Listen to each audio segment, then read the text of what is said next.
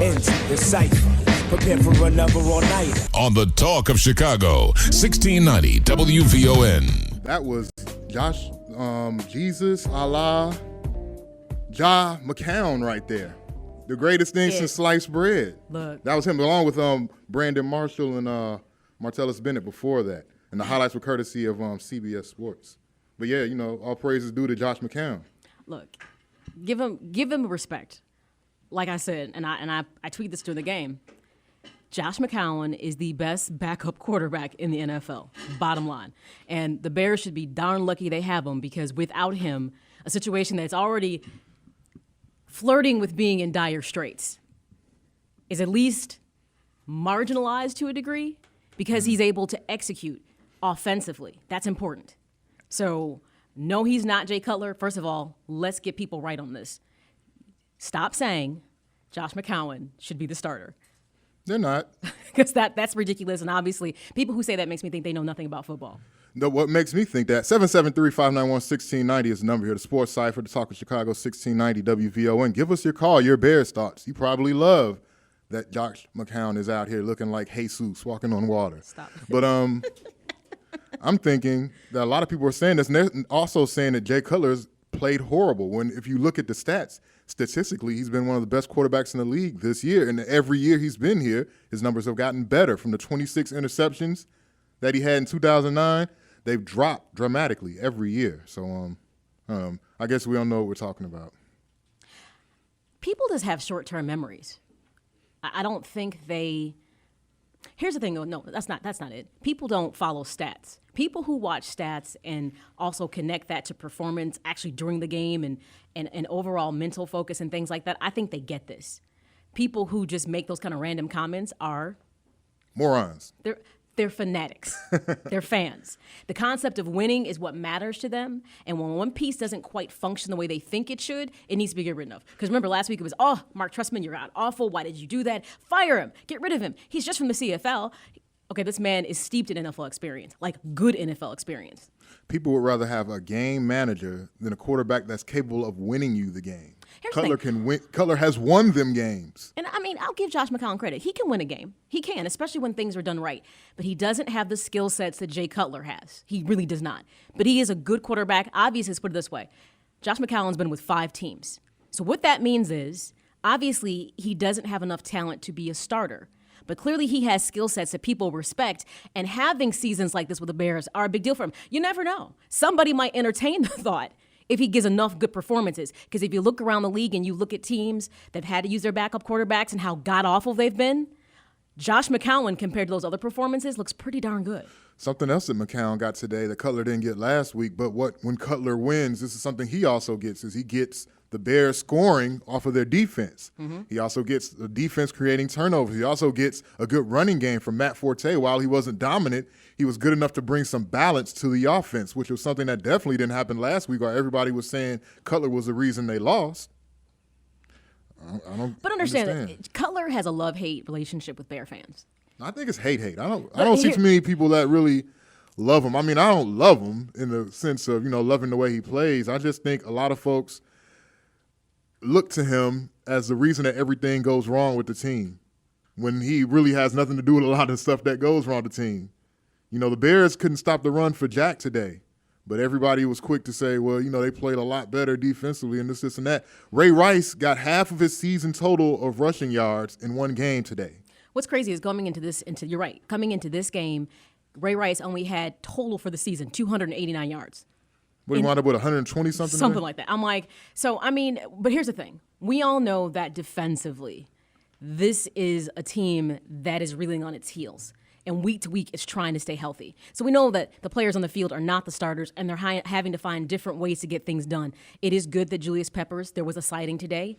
2 sacks. One of them was a phantom sack. Right, he was spotted in Soldier Field today, twice. Mm-hmm. Yep. So that's important. I mean, if you could get that more consistently, that would be good. Understand this, and let me be honest, and I'm just not saying this to take away the win and not let Bear fans bask in the glory, but if it's good weather, and that field, which I was scared somebody was going to get hurt, by the way, because that field is god-awful, but we know that. Mm-hmm. If it had not been for bad weather and Flacco was given the opportunity to really throw the ball down the field, this might have been an entirely different game. I'm glad you brought him up. Before I get to what I was going to say about Flacco, something else that you hear a lot of people say about Cutler. Well, he's got this whole Brett Favre thing. Like, people compare him to Brett Favre like Brett Favre is garbage. While Brett Favre was annoying with all of the comeback stuff at the end of his career, Brett Favre is one of the top 3 quarterbacks in the history of ever. His name will come up frequently. And when in the history of ever. You're right. And when Jay Cutler has faded into the sunset, so will people talking about him.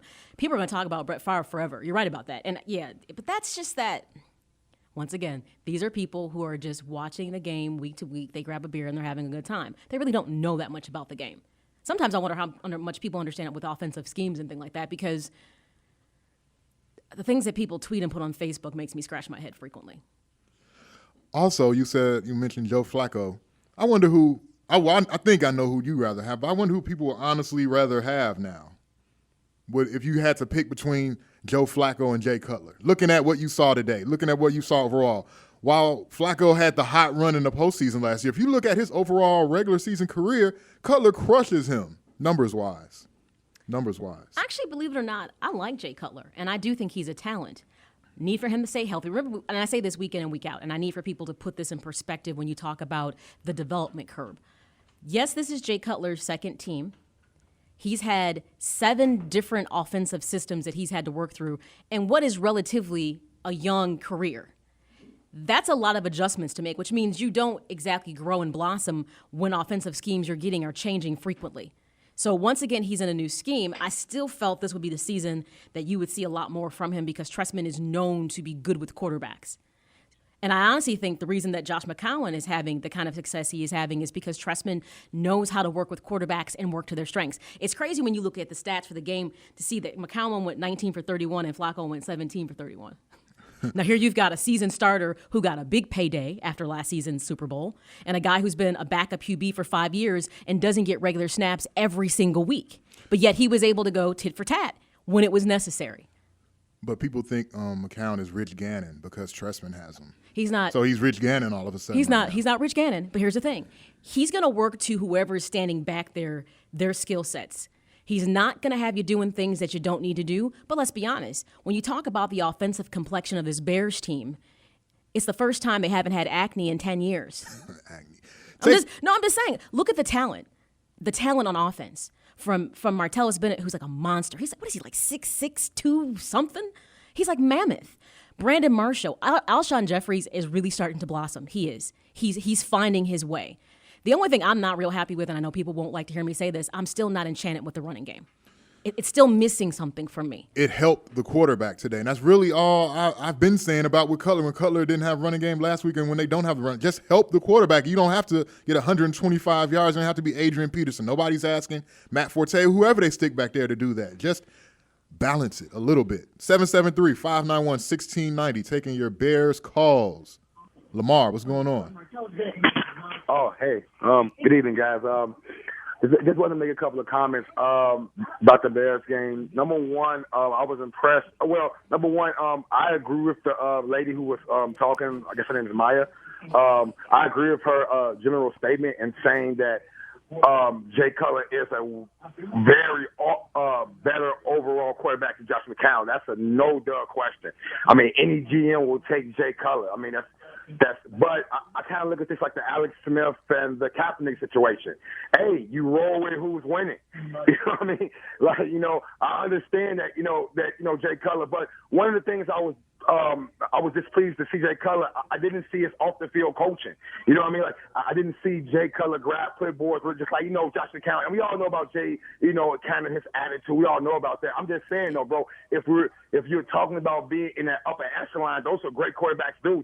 They communicate. They go to sideline to sideline. And you don't see that about Jay Cutler. And you wonder why, bro. You're paid like a top-tier quarterback. You know what I mean? And, and that's just it. But, and then basically, I was very, very impressed to see that the secondary tried to make improvements. But I still think that Chris Conte should be benched. He's not a guy. In order to be a safety, you have to have intuitive skills. You know what I mean? Like, you have to be able to just make plays, and he does not have that. Chris Conte actually almost blew us the game. If you really think about it. So, that's it, you know what I mean? And I enjoyed the game, so you guys take care. Thanks, Lamar. No problem, Mark. Actually, okay, I'm going to have to defend Cutler on this. Actually, he was doing some sideline coaching with McCown. Matter of fact, Phil Simms, who I've come to think that today I don't care for very much. He is so stupid. I'm trying to think who's worse, him or Troy Aikman. I've been trying to be like even keel with Phil Simms, but today he took me there. He really did. And I'm like, I think next time he's actually commentating the game, I'm muted. And turn the radio somehow. Turn on Joniak. Because seriously, I'm now irritated with him. Yeah. But he made that comment like, wow, Mark Trestman isn't talking to McCown. It was like towards the end of the fourth. He's like, Jay Cutler's over there talking. So actually, that's not true. Cutler actually does talk with McCown. When the camera actually pans over, which it doesn't, unless Jay Cutler's doing something inappropriate, they're really not following him that much on the sideline with him not being a starter. There were several shots with him and McCown were sitting down together and talking. So actually, that's not true. He did interact with him. He absolutely did. Speaking of Phil Simms, do you think that the Bears should have used their timeouts right at the end of regulation when Baltimore was driving to score and they wound up tying the game?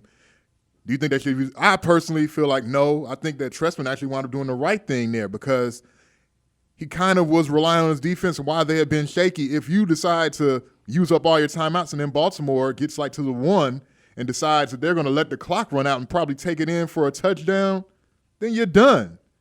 At least try to stop them. Don't concede that Baltimore is going to score. When you go calling timeout crazy like that, you're conceding that the Ravens are going to get a touchdown. You're like, all right, forget it. We might as well try to save as much time as we can because we know we can't stop them from getting in the end zone. And they wound up keeping them out of the end zone, holding them to a field goal, and wound up winning the game. That's how I see it, but a lot of people don't see it that way. It could have gone either way. I mean, luckily it didn't work against him, so it is what it is. My biggest gripe today was Zach Bowman.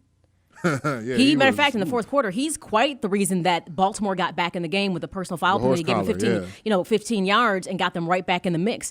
I mean, I know the defense leaves something to be desired, but understand, these are bench players starting the game. So there is nobody to bench Conti for.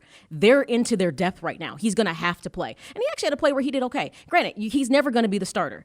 But this year, he's going to be on the field because they're just not healthy defensively. So take those hopes and just, matter of fact, let me just say this to Bears fans, and you can all get mad and call in 773-591-1690. Here's the bottom line. The Bears, if they're lucky, mainly because of injuries, might make the playoffs. Now, if they were a healthy team defensively, I thought they would go 11-5, but these injuries are just, and especially defensively, are just too depleting at this point. Offensively, they could maybe keep things clicking with or without a healthy Jay Cutler. But the bottom line is that defensively, they're giving up too much. 13 penalties for 111 yards today. You can't give Flacco opportunities like that.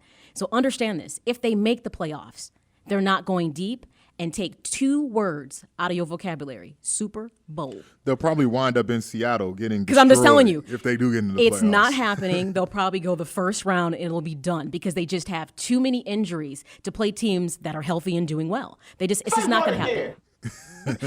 I think people need to have a come to Jesus moment. They need to have it. It's just too much has happened with this team as it stands. Enjoy it week to week. Get your beer in, your nachos, and just know that this isn't going deep. It's not going to happen in February. Brian on the south side wants to talk about Jay Cutler. What's going on, Brian? Yeah, good evening, guys. I want to go call in, but I heard the lady talking, and I said I had to call in and mention 2 things that I disagree with her. First of all, you just mentioned about the Bears' injury in the defense. They're not going far in the playoffs if they happen to make it.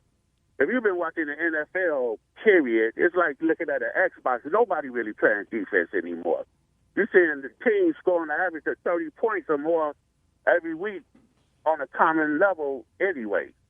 As far as Jay Cutler, you can put a Superman tag. What did you compare him to Drew Brees and Tom Brady now? I've been hearing how great Cutler is and how long he can throw. He's been here 5 years. Tell me, what have he won? Hello? No, we're actually being nice enough to let you talk. I don't want to cut you off. I want you to let you finish all your points. I think what happened with him, he had that great year, getting rid of Bears, bid on it. He's like a rock star with no hit song. He got all this talent. He either gets hurt like he got hurt in the NFC Championship game. Remember, we were 7-1. He got hurt. He got hurt this year. The problem is with him, he holds the ball too long, and he's too erratic. He's not consistent. He might have a great game one week, and the next game he's throwing interceptions all over the place.